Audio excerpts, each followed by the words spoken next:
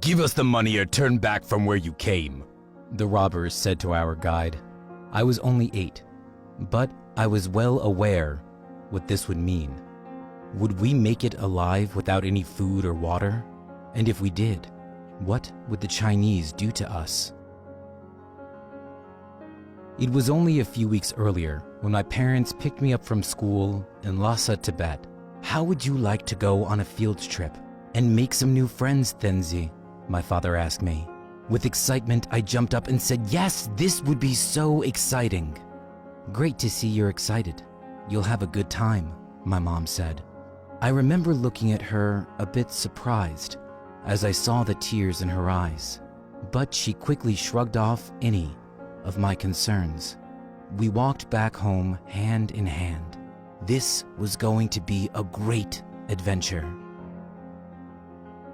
Little did I know then that my parents were sacrificing everything they owned and potentially their own lives in order for me to escape from persecution and oppression.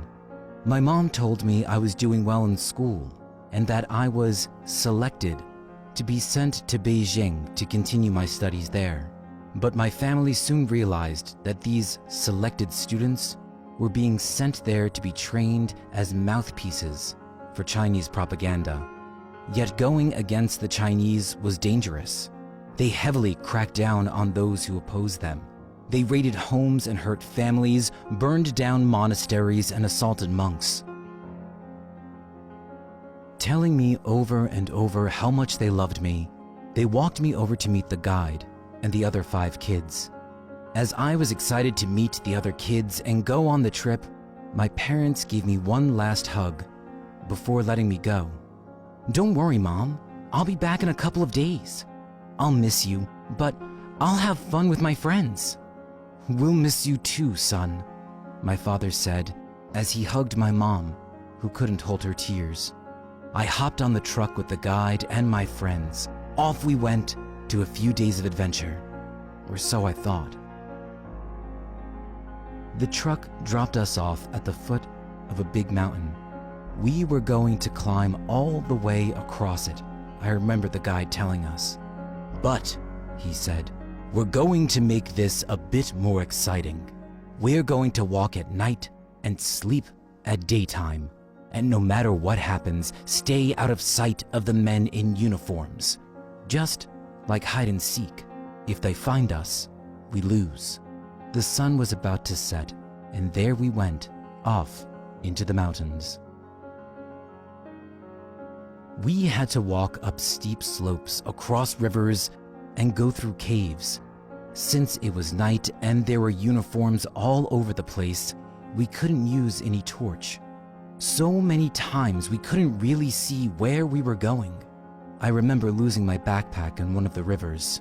This had all my extra clothes and shoes in it, but we would soon be back home, I thought, so no problem. Pretty soon, however, we found out this wasn't a field trip or an innocent game. The guide told us we had no choice but to make it to the other side of the mountains. Turning back or getting caught was no option. I was only 8, but I did somewhat get the seriousness of the situation. On top of that, we were pretty much out of food and water. We had either ate it or lost it along the way. It was hell after that. We had to walk and climb for hours every night with barely anything to eat or drink.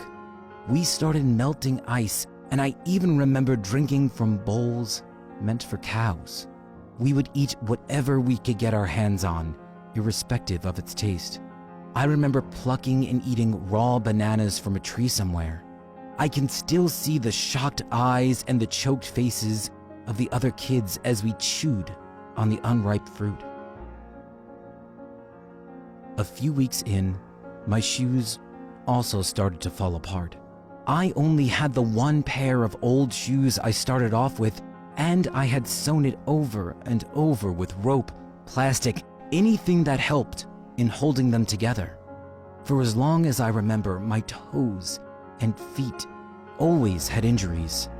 Fortunately, however, I didn't get frostbite, unlike some of the other kids. I never imagined our bodies could actually turn black from the cold. As we started getting higher up in the mountains, out of reach of the patrols, we started to switch to walking during the day. We all got excited as our guide told us we were nearing halfway. But just as I was getting happy about not having to climb in the dark and getting closer to reaching the other side, it was like the lights turned off. I lost my sight. I remember shouting, "I am blind! I am blind!" The guide took me on his back and told me to calm down.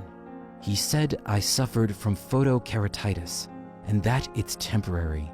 It was a natural reaction from overexposure to the blinding reflection of the sunlight in the snow. After several days of climbing at high altitudes with almost no food or water and barely any shoes on our feet anymore, we got to the other side of the mountains. At the little mountain villages, we often begged for food, water, and a place to sleep. We were often helped by monks and nuns who shared what little they had with us. This knocking on doors was not without danger, as also here the Chinese military patrols were all over the place, and not only the Chinese themselves, we would later learn. We had to get back to our walk-by-night rhythm again. One early morning, we were welcomed into the home of a kind man who promised us food, drink, and a warm place to sleep for the day. But as soon as we stepped in, we were taken prisoner by a group of men. It was confusing as they looked Tibetan, spoke Tibetan, but still wanted to harm us. Their fellow Tibetans? It soon became clear they were Tibetans working for the Chinese government. As a side business, they liked to steal money from people like our guide, who takes people into exile, officers by day and robbers by night. The robbers told us to undress. No, luckily it's not what you might think. We didn't even know it ourselves, but they knew our parents had sewn money inside the hems of the pants, our shirts, and our underwear. We would need this money when we would reach India, but now the robbers would take it. This was so unfair. How could they do this to us? After taking all of it, they told the guide they wanted more money or else they wouldn't let us go. More money or they would turn us in to the Chinese patrols. While laughing, they said, "Or you walk back to Tibet, where you belong." We were clearly out of money. Where did they think we would get any more money from? We didn't have any more to hide. But the guide confessed that 2 of the kids in the group had relatives with money in Nepal. If he could take them to their relatives, perhaps they would give money for the robbers. "Fine," the robbers said. "Take those 2, get the money, and come back here for the others. And hurry up, or there won't be any kids to come back to." So they just kept myself and 3 other kids as hostages for days. Luckily, the robbers were just out for money and not to hurt us. We were imprisoned, but we were already happy to have a warm place to sleep, food to eat, and water to drink. Our bodies were clearly yearning for this long overdue rest and nourishment. So strange as it may sound, it didn't feel like we were treated unfairly for those couple of days in captivity. However, we did start to wonder after a couple of days, will the guide come back for us? What if we were handed over to the Chinese after all we had been through? The robbers clearly started to get more restless and started debating whether they should turn us in. "Forget about the guide," one robber said to the other. "Let's just take the finder's fee from the Chinese. It's still a big amount of money, and better than nothing if the guide doesn't come back." Just as the others started nodding, someone knocked on the door. It was the guide. He came back for us. Well fed and free again, we continued our journey with the guide. This final bit on foot went fast, and before long, we reached Nepal. The relatives of the other 2 kids had offered us to stay with them for a while. We were well fed and rested up there the remainder of our cross-Himalaya journey. Finally, we were sent to the Tibetan Reception Center in India, where we were allocated to our respective schools and communities to live. I was sent to Mussoorie.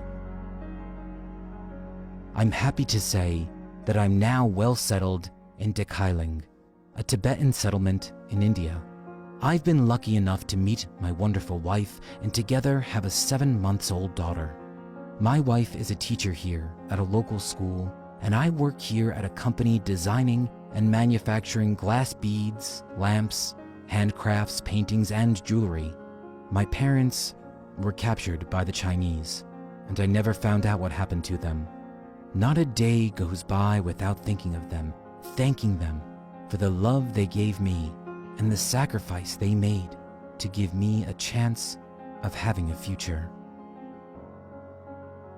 Like Tenzin, about 80,000 Tibetans fled from Tibet between 1959 and 1960, when the Chinese government violently cracked down on Tibetans trying to claim their independence. Tibet has had a tumultuous history, with some periods functioning as an independent entity and others ruled by powerful Chinese and Mongolian dynasties.